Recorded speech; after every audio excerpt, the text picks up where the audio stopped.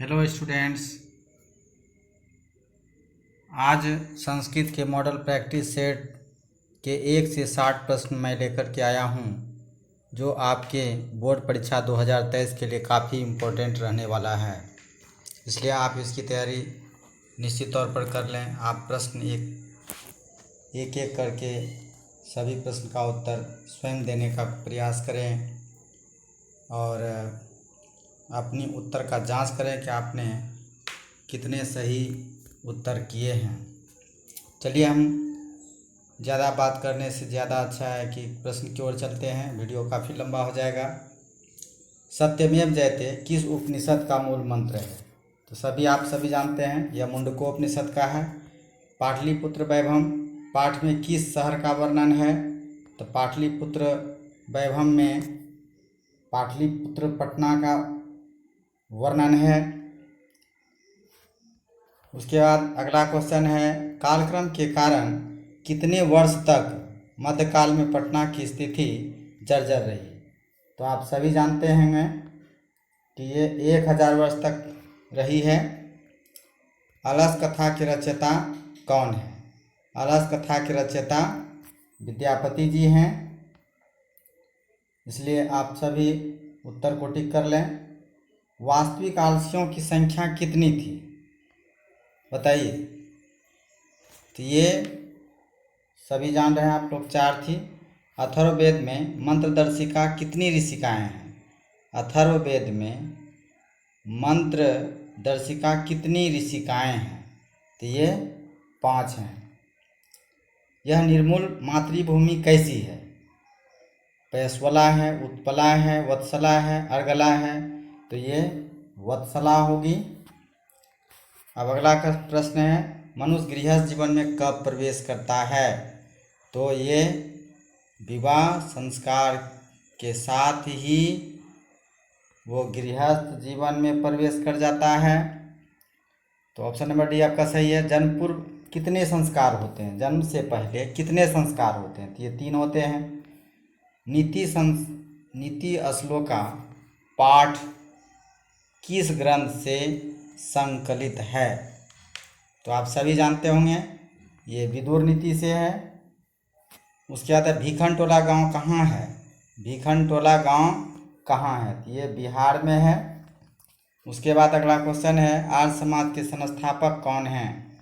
आर्य समाज के संस्थापक स्वामी दयानंद सरस्वती हैं। स्वामी दयानंद सरस्वती की मृत्यु कब हुई थी?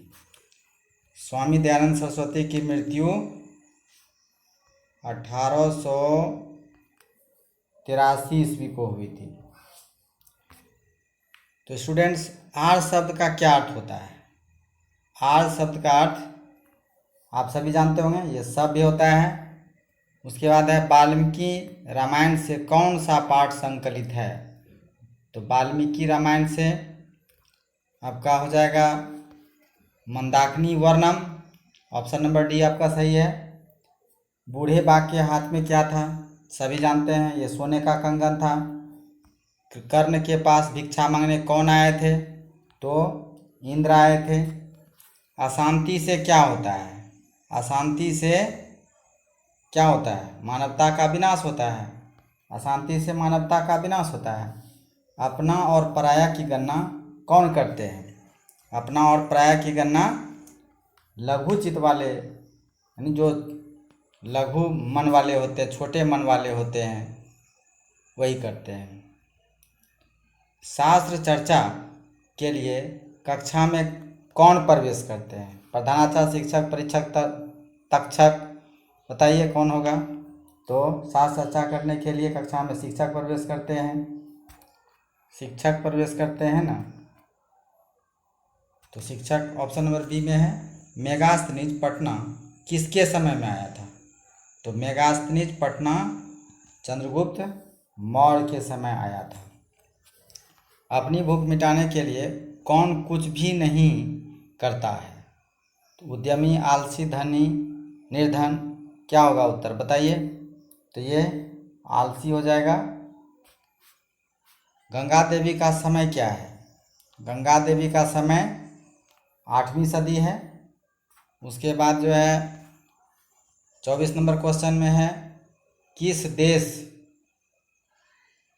देश में देवता बार बार जन्म लेना चाहते हैं? तो आप सभी उत्तर जानते ही होंगे, तो ये भारत होगा। सीमांतोन्नयन किस प्रकार का संस्कार है? सीमांतोन्नयन आप सभी जानते होंगे कि जन्म पूर्व संस्कार है सीमांतोन्नयन। उसके बाद है आपका विनय को कौन मारता है? विनय को कौन मारता है? बताइए स्टूडेंट्स, ये अकृति मारता है। उसके बाद धर्म की रक्षा किससे होती है? धर्म की रक्षा किससे होती है? बताइए। धर्म सत्येन रक्षते धर्मो, तो सत्य से धर्म की रक्षा होती है। मंदाकिनी वर्णम पाठ किस ग्रंथ से संकलित है? तो ये रामायण से है। उसके बाद है, एक देश दूसरे देश को देखकर जलता है। एक देश दूसरे देश को देख करके जलता है, तो ये हो जाएगा उत्कर्ष। एक देश दूसरे देश को क्या देखकर जलता है? तो उत्कर्ष को देख करके जलता है। ऋषि गौतम ने किस दर्शन की रचना की? ऋषि गौतम ने न्याय दर्शन की रचना की है। त्रिय पद में मूल शब्द निम्न में से कौन सा है? त्रिय में श्री है, श्री मूल शब्द है त्रिय का। देव शब्द का षष्ठी एक वचन क्या होगा? देवस्य हो जाएगा। युष्माकम शब्द का मूल शब्द क्या होगा? युष्माकम का अस्मत् युष्मद होगा। अब देखते हैं आगे 34 नंबर प्रश्न में, रामेण स सीता अपि वनम गतवती में कौन सा सूत्र का प्रयोग हुआ है? रामेण सह सीता, तो राम सह इसमें लगा है, अपि वनम गतवती, तो इसमें सहार्थ्य तृतीया लगा हुआ है। ये 34 का ए नंबर हो जाएगा। उसके बाद है आपका भारत प्रकृत्या एव सुंदरम में कौन सा सूत्र है? तो भारत प्रकृत्या एव सुंदरम में प्रकृति शब्द का उच्चारण है प्रकृत्यादिभि उपसंख्यानम, तो ये आपका ऑप्शन नंबर बी सही होगा। जटाभि स तापस जायते में कौन सा सूत्र है? तो निश्चित तौर पर इत्यम भूत लक्षणे, इसमें सूत्र का उपयोग हुआ है इत्तम भूत लक्षणे, तो ऑप्शन नंबर सी सही है। 37 नंबर में है, उद्गम में कौन सा उपसर्ग है? उद्गम में कौन सा उपसर्ग है बताइए? तो उत होगा। उसके बाद अनुभव में कौन सा उपसर्ग है? अनुभव में क्या हो जाएगा? अनु होगा, ये उपसर्ग सही होगा अनु, ये सी नंबर ऑप्शन सही होगा। उसके बाद है दूर, उपसर्ग से कौन सा शब्द बना है बताइए? तो ये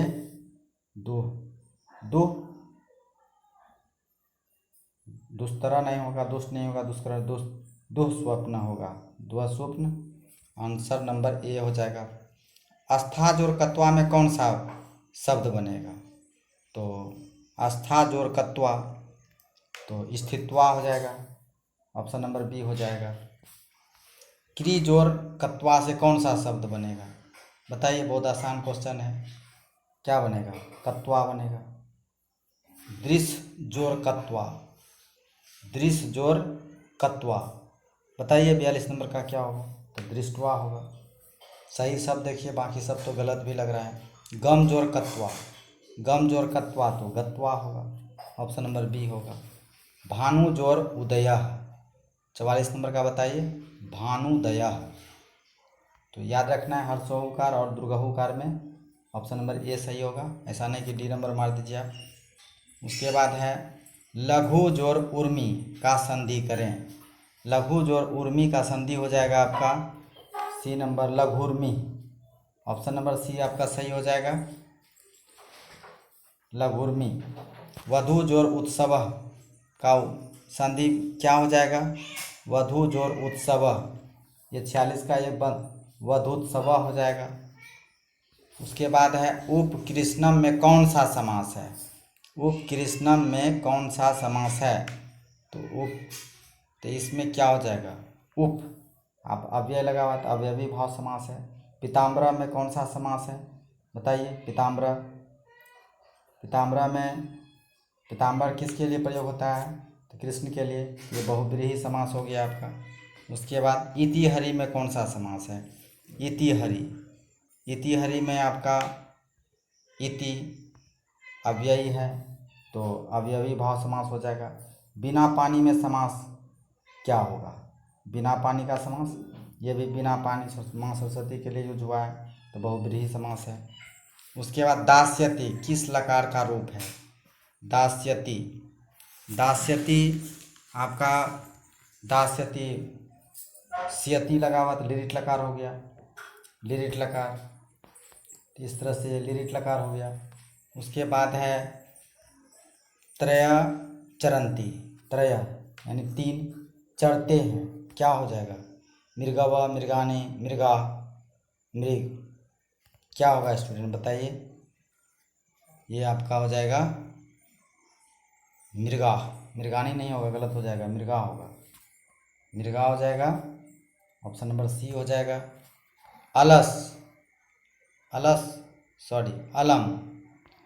अलम अर्थ होता है मत करो कि अर्थ में कौन सी विभक्ति है, तो ये अलम हम समझ गए होंगे, ये तृतीया विभक्ति है।